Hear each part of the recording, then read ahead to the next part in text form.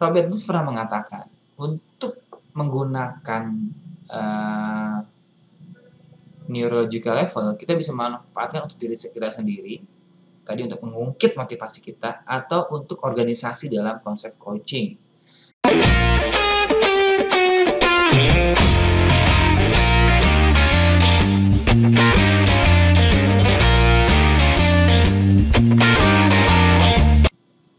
Hai semuanya, bertemu lagi dengan saya, Yusdillah Tutianto, di seri vlogging tentang Neuro Linguistic Programming.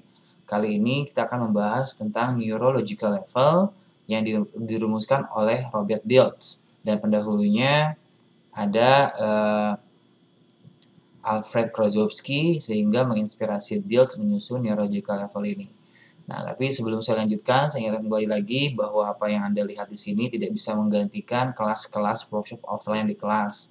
Jadi, harapannya setelah Anda mendengarkan video saya, ikutilah kelas NLP dengan komunitas yang aktif membedah dan aktif mengevaluasi proses belajar dari materi-materi NLP. Oke, kita lanjut. Sekarang kita membahas apa sih dari neurological level ini? Jadi, bagaimana menggunakan model inti NLP untuk mencapai keselarasan. Yang kedua, bagaimana menemukan tujuan Anda sendiri.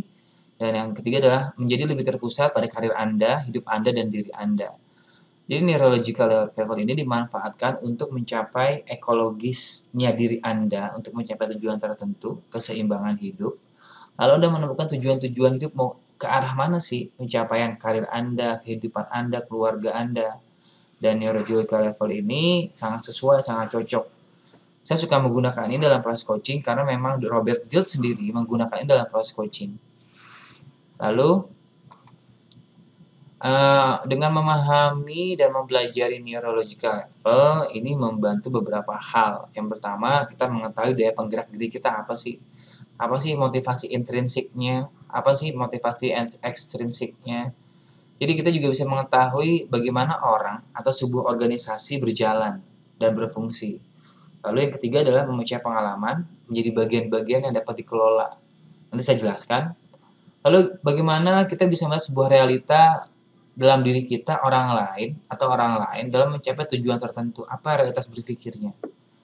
Lalu membantu kita untuk menavigasi rute ke depan. Jadi kita ingin mencapai sesuatu, dengan menggunakan neurological level ini akan mempermudah kita karena kita mencacahnya. Ini yang terakhir adalah menyelaraskan proses modeling untuk mencapai tujuan.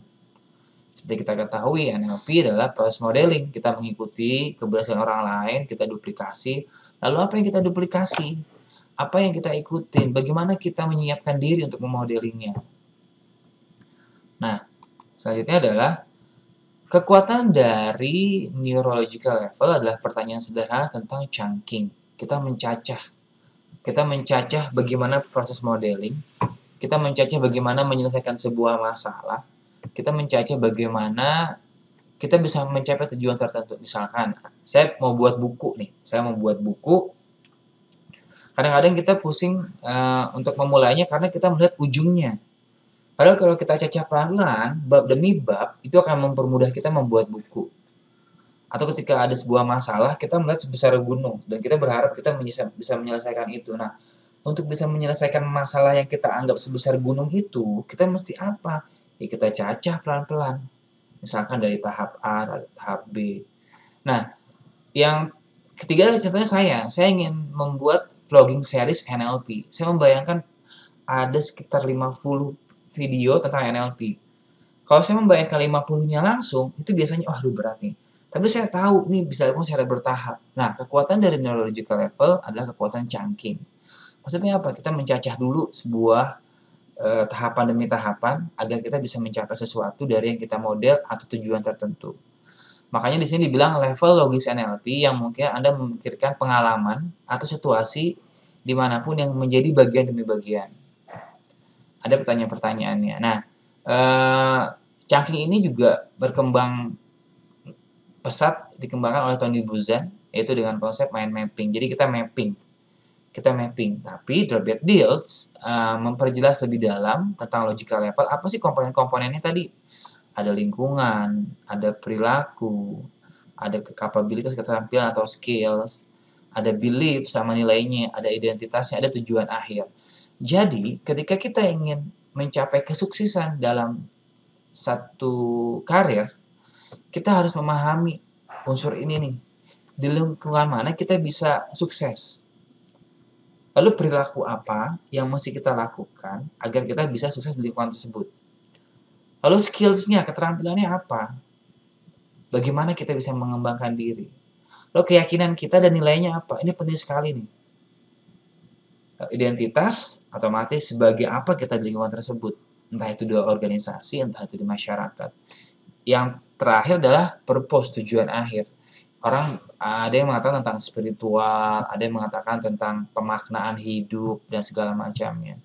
Tapi dengan mencacah diri kita, cara berpikir kita dengan seperti ini, akan terjadi keseimbangan dan keselarasan ketika kita mencapai tujuan atau memodel hal tertentu. Oke. Lalu adalah dengan kita mempelajari dan mengenali neurological level, kita bisa mengumpulkan informasi tentang situasi seseorang. Karena apa? Kadang-kadang orang menyampaikan sesuatu, ingin mencapai tujuan, dia ngomong, aku nggak bisa saat ini. Nah, berarti ada matriks waktu. Aku nggak bisa sekarang karena, ada karena, berarti ada perilaku. Aku nggak bisa di sana, sebab, di sana berarti lingkungan. Atau saat ini, aku sedang nggak mood, berarti motivasi. Itu berhubungan dengan apa?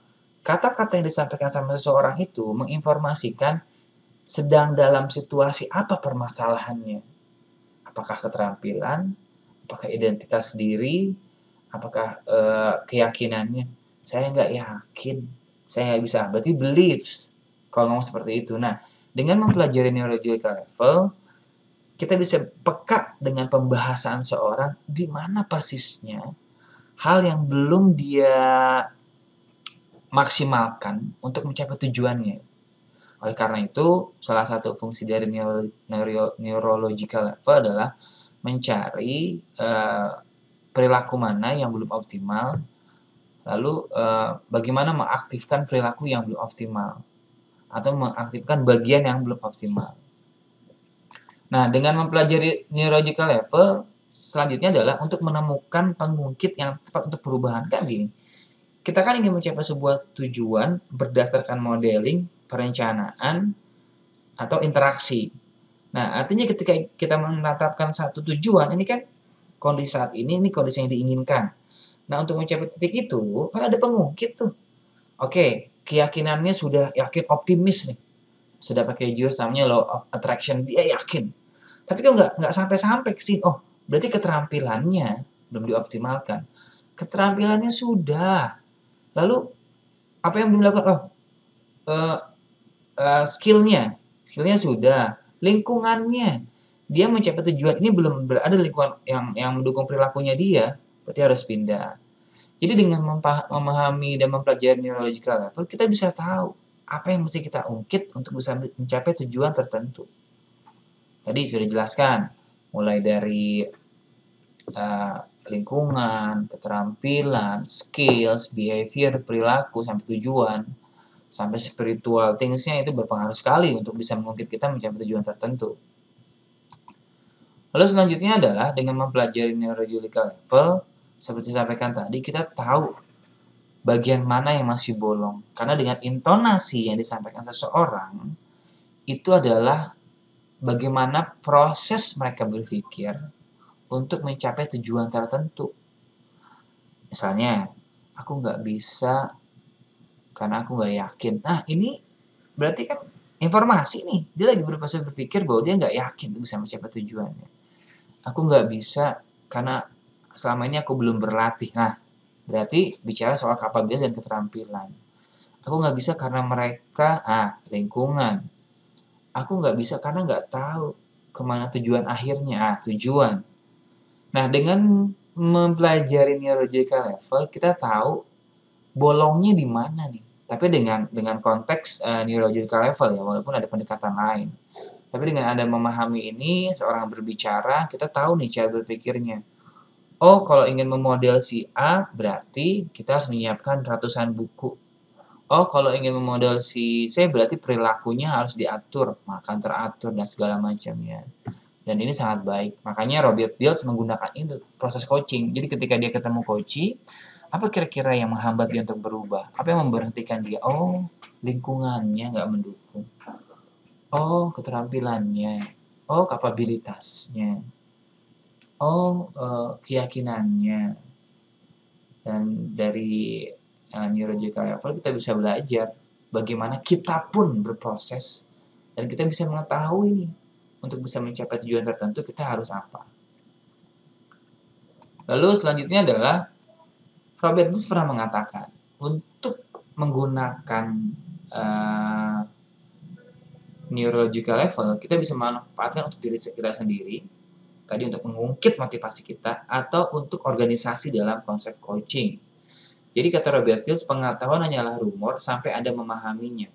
Lalu, sampai Anda memahaminya dan mengetahuinya, ada stimulus yang dibuat. Apa itu? Pertanyaan. Makanya, Robert Dilts kuat di pertanyaan.